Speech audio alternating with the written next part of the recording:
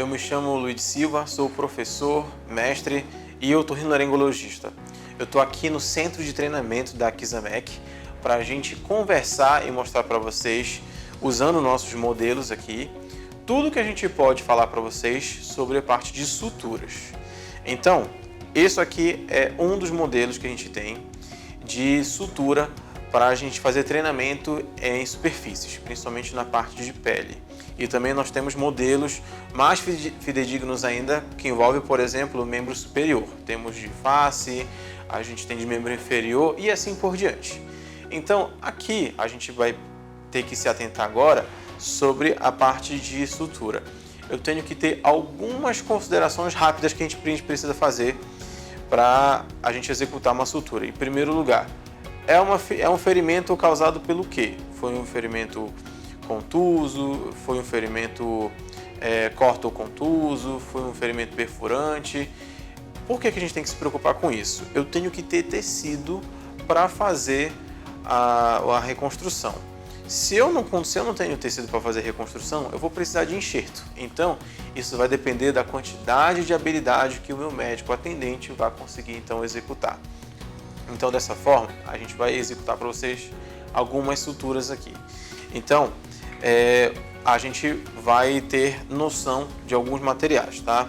A gente vai usar pinça anatômica, a gente vai usar tesoura, uma tesoura medicine ball como essa e um porta-agulha de Mayoega, tá? Esse aqui é um porta-agulha que vocês mais vão presenciar nos hospitais, nos centros cirúrgicos e até mesmo nos pronto-atendimentos de UPAs. Então a gente vai usar esses instrumentais, vamos usar fio, sendo que o fio, aí um dos pontos é você considerar, é uma superfície dura, é uma superfície elástica, é uma superfície mucosa, é uma superfície externa. Tudo isso tem que ser analisado antes da gente fazer a sutura. Como a gente vai lidar com pele, a gente vai usar aqui o nylon. Aí esse aqui é um nylon, por exemplo, 4.0. Na indicação da própria embalagem, a gente vai ter onde a agulha vai estar abrigada, tá? Para que você não sofra nenhum ferimento com isso. Então, eu vou fazer a abertura aqui agora. Ó, como eu falei para vocês, ó, aqui estaria a agulha. Então, ele tem um envelope, ó, e a agulha por trás, exatamente onde ele apontou onde estaria. Qualquer manipulação, eu vou precisar usar o porta-agulha, tá? Vou precisar usar o porta-agulha. Eu tiro a memória do fio, que é essa curvatura que a gente está observando aqui. Eu tiro essa memória para essa memória não me atrapalhar, não precisa usar muita força. E todas as outras manipulações eu vou fazer com a minha mão esquerda através de uma pinça anatômica.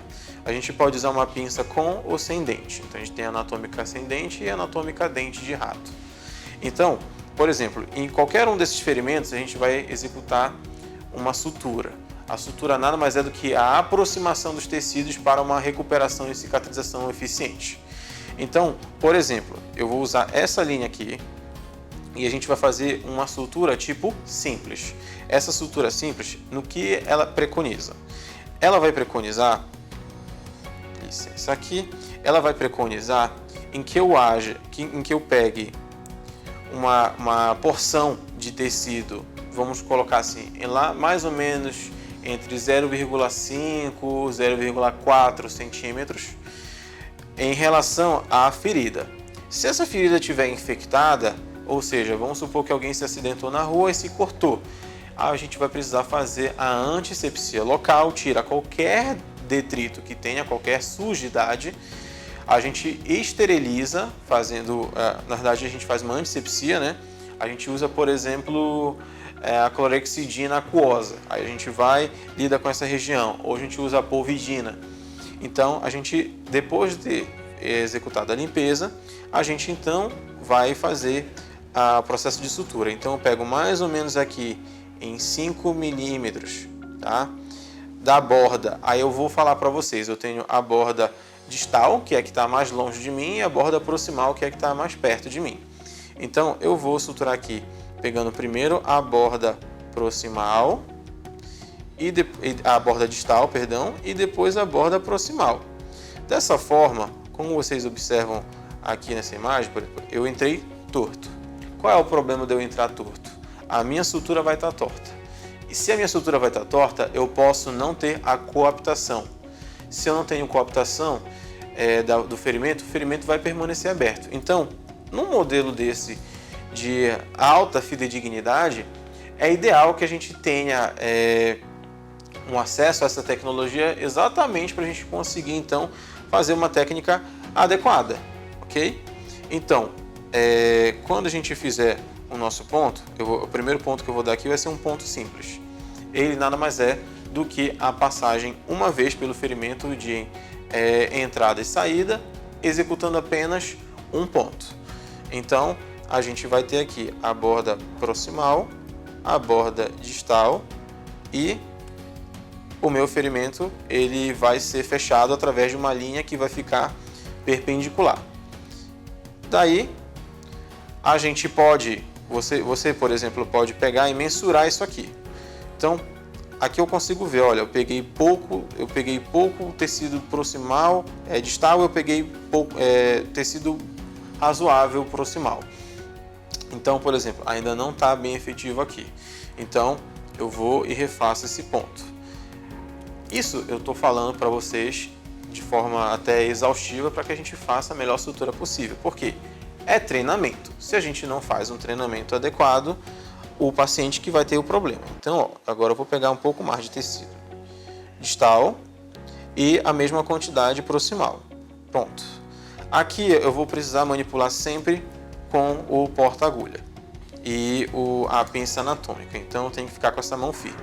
Agora, se a gente identificar, ficou bem melhor do que a anterior. Aqui eu tenho elas bem agora numa distância parecida. Assim eu não vou ter excesso de borda de um lado ou do outro e fazer com que o meu ferimento cavalgue um em cima do outro.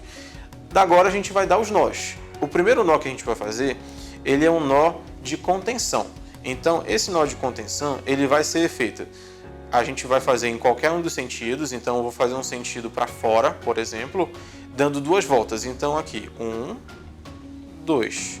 Dei 2 voltas, peguei o fio na sua porção mais distal possível para que eu economize fio. Então existem lugares de baixo recurso. Eu tiro o nó do porta-agulha e vou fazer um nó aqui nesse sentido. Então, ó, mostrando aqui para vocês, a gente tem aqui então esse nó de contenção, tá? Daí, se eu fiz o nó de contenção, agora eu vou fazer 2 outros nós, agora eu vou fazer no sentido oposto. Eu não fiz para cá no início, agora eu vou fazer ao contrário. Por que eu faço ao contrário? Isso a gente chama de passada elegante. Essa passada elegante, ela vai aumentar a tração de segurança no fio. Tiro o nó do porta-agulha e faço mais um ponto. Faço mais um nó, perdão. Eu não preciso puxar com muita força, eu preciso aproximar o tecido, tá? E por fim, eu vou dar a última volta no sentido original, para frente, né, que a gente fez aqui, ó. E pronto. A gente vai ter aqui um ponto feito, tá? Esse ponto feito, então, a gente vai precisar cortar o fio para que a gente possa fazer mais um ponto, tá? Então esse aqui foi um ponto simples.